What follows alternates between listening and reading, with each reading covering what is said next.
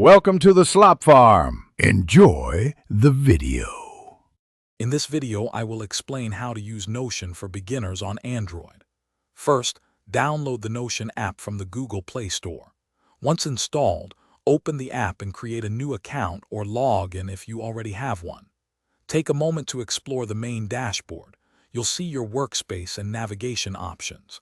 This initial setup is quick, usually taking less than 2 minutes, and it's your gateway to powerful organization right from your Android device. Get ready to transform how you manage your tasks and notes.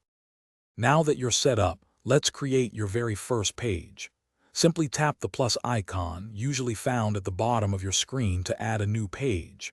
You can choose from many pre-built templates or start with a completely empty canvas.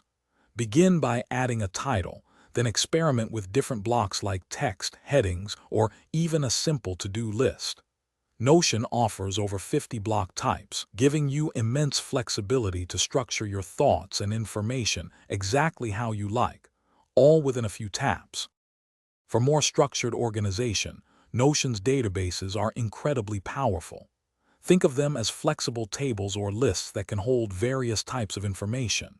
To create one, simply add a new page and select a database type like table or list.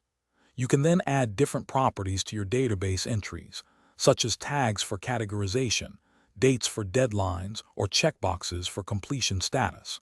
This allows you to manage projects, track habits, or organize research with remarkable efficiency, making your data easily sortable and filterable. Notion truly shines when you collaborate with others. You can easily share any page or database with teammates, friends, or family directly from your Android device. Just tap the share button and invite people via email or a public link. You have full control over permissions, deciding if they can view, comment, or even edit your content. This real-time collaboration means everyone can work together seamlessly, making Notion an excellent tool for group projects, shared notes, or even planning a trip with multiple contributors. Thanks for watching. Consider subscribing if we helped you today.